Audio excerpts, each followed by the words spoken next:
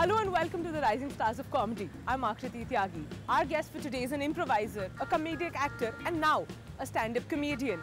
She is India's first female improviser and has been associated with improv since 2009.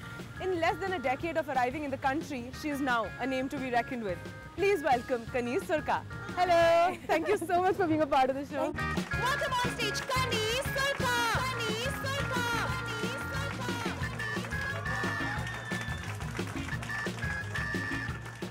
Good evening, good evening. How's everyone doing? Are you guys having a good night? Yeah. Let me hear you guys. Come on, you can do better. Are you guys having a good night? Lovely. So I know you guys are probably thinking, what's up with the accent? Like, why does she have an accent?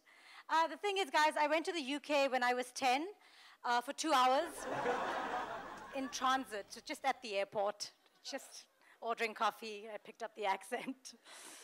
No, I'm kidding. The reason why I have this accent is because I live in South Bombay, near Pensy Road. So it's legit. From South Africa to India. Yeah. How was the journey been? I mean, it was an 8-hour flight. Okay. It was fun. Okay. No, I mean, I came to Bombay in 2005. Okay. Just with the intention of staying for 1 year, take a year off and just do like random stuff. Okay. And then I fell in love with the city. Oh, lovely. And by the end of the year, I was like, I think I'm gonna stay another year. And now it's been 10 years. Wow. Yeah. And you 10 don't think years. about going back? You No. don't miss South Africa? No. Like there's no, this is home. Yeah. This is home. It's funny, actually, I got married in 2007 and then Okay. 2011 I got divorced. Okay. And my parents were like, after that, they were like, do you want to come home? And that's when I realized like Bombay was home. I was like, no, I'm home. I am home. Yeah. Like this is where I want to be. Yeah. There's nowhere else that. Okay. I'm single. Thank you. I really, guys, I want you guys to cheer, please. I'm single. Thank you.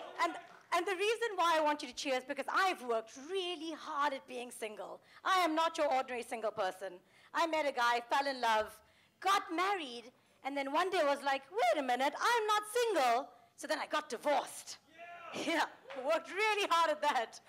And I'll be honest with you, being a single divorced person is the best ever. Because A, there's no pressure, because everyone's just given up on you. There's no hope for her. So I don't get that age-old question that you guys, normal single people get, like, when is she getting married? I don't get that. It's great. And B, a lot of people treat it like it's a mental disease, like it's like I'm mentally handicapped or something, which gives me so much freedom, because I can go to a wedding and, like, grab the mic from the groom and just, like, start singing love ballads, and people be like, it's okay, it's Kaneez, she's divorced. Or I'll be, like, throwing chicken tikka at the Jane counter, and people will be like, it's okay, it's Kaneez, she's divorced. I'll be like making out with the groom on the stage while he's taking photographs, and they're like, that's okay, it's Kaneez, that's why she's divorced. No, that didn't happen. I don't think so. I'm not sure. In college or in school, was there anything that used to prepare you for getting into comedy, or was it just chance? So in high school, I actually studied, like, I had a choice of doing speech and drama and accounting. Okay. And a little bit, like, my parents and I went back and forth, and eventually they let me do speech and drama. Okay. Because I really loved acting. I didn't know about comedy, but I enjoyed acting. And during the course of the course, during like the 2 years I did this course, I realized I tended towards comic pieces, and I kind of shone in comic pieces. So even for my final exam, I did like a monologue that was a comedic piece. Oh, wow. And my teacher kept pushing me to do comedy, and I did some plays, I did some comedy roles and plays, so it was in high school when I realized, okay, this is something I can Pursue. yeah, this is like something I'm strong at, like Okay. comedy. Like it comes naturally to me. It's not something I have to work at. Yeah. But then I went to university and I did a BA. In South Africa we call it a law degree because there's nothing you can do with it. And I did law and psychology, and I thought I'd pursue law. But then I came to India for 1 year, and I was like, I'll go back and finish my law degree. That didn't happen. Okay. And then yeah. So then in 2005 when I came here, I did like an improv course. Okay. With Divya Palit. Okay. It was improv, but it wasn't, like, a lot of it was scripted as well. So it wasn't the pure improv that I do now. And that's when, I realized improv was something that also I was really enjoying it, and it was coming naturally to me. So I was like, okay, this is, and then Kunal and Cyrus found me doing one of those shows. Okay. And they were like, we're doing a TV show, do you want to be part of it? And I was like, sure. What happened? My father died. I'm so sorry. Our father died. Your father died? Thank you for your condolence. I mean, no, I came here to collect the payment. Okay. No, that's fair. So, we're in the funeral business for a reason, guys. Yes. Okay? Yes. The three of us, it's about making Money. Money. It's not about dead people. It's about money. Okay, so, So how does it work? Like when phone calls come in, do we just say, hello? we want your money. Yes. And That's so insensitive. what we're going to do here is, okay, so act like Nick is dead. So Nick is dead. Okay. Dead Nick. Okay. He's dead. You also hold regular workshops in improv, and I've only heard like rave reviews about it and how people are like completely gaga over Kaneez. No, how did that happen? So I went to the US so in 2013 I went to the US to study improv. Okay. I realized like I hit a ceiling and I was like, I'm not growing as an improviser. I felt like I was stagnating. Okay. And I thought the best way of like kind of breaking that would be to go abroad and learn. Like and US was the option, like that's where improv kind of, well, modern day improv started. So I thought that's the best place to go.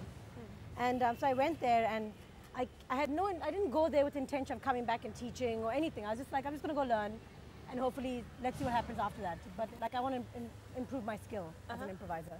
And then I came back and the Weird Ass Festival happened like a few months later. Okay. And I did like a very random like 1 hour workshop. It was so funny. I thought I was getting paid and they were like, no, it's just a free workshop. I was like, damn it. Oh well, I'll do it anyway. And I was like, this is going to be so random. Like how can you teach anything in 1 hour? But I did it anyway because I'd signed up for it. And it was interesting. Kenny and Sandeep Rao were there because they had a show after this 1 hour workshop at the same location. So they watched the thing in the workshop, the mini like intro to improv, and they were like, do you teach workshops? Can you come teach us in Bangalore? And I was like, well, I haven't really taught improv before, but I would love to. Let's sit and chat and discuss like what you guys are looking for, and maybe I can write up a syllabus. Sure. And that was my first. And also, I have to thank Abish because Abish really pushed like my name in improv. Like with Kenny, like I hadn't met Kenny before that. Okay. And it was Abish who was like, you need to learn improv from Kaneez. Because Abish and I had did some improv with other groups before. Okay. So Abish really pushed my name there. And yeah, so then I did my first workshop in Bangalore with the Polished Bottom. So it's Sandeep, Kenny, Kanan, Praveen, Sal, Sanjay, Richa, and two others, Vamsi and whatever else. And it was amazing. And that's when I met Kanan and Kenny, and I was like, we should do something together. Like, you guys are fun. And that's how improvisers happen. Improvisers happened because they came down for Sketchy Behavior last year. Okay. For their first show. Yeah. And I messaged them and I was like, hey, I want to be in the show. And they're like, no, you don't have time to be in the show. I was like, no, I'd love to. Like, I think you guys are like, even if I'm an extra dead body, I literally played a dead body, by the way. Like, literally. I was like, even if I'm a dead body, they're like, well, funny you said, we need a dead body. I was just joking. But, so I did Sketchy Behavior. And then at the end of the show, I was like, hey, listen, since we did the workshop, and Abish was in the show too, let's do like 1 or 2 improv games. Okay. For fun. Since we did the workshop, might as well like. Yeah, sure. Again, we didn't have any plans to start a group yet. Okay. And we did like 2 or 3 games, and like the audience loved it, and we were suddenly like, what is this chemistry? Wow. What is happening? It's amazing. It's Touch actually wood, man. palpable. The it's chemistry like, is, like I keep saying, our skill, we need to improve on our skill, and our improv needs to improve. But this chemistry is touch wood. It's something. Sunita, you wonder why you don't have friends? It's because you're always peeing your pants. Now I'm sick of coming to your goddamn school. Why don't you just go to the loo like normal people would?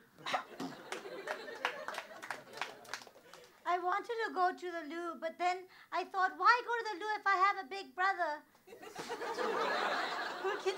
who can be there for me when I've embarrassed myself? I just feel like we don't spend any time together, Bhaiya. And I just thought if I peed in my pants and you came to school, that we could spend time together. Look, I have reading books. Kick it!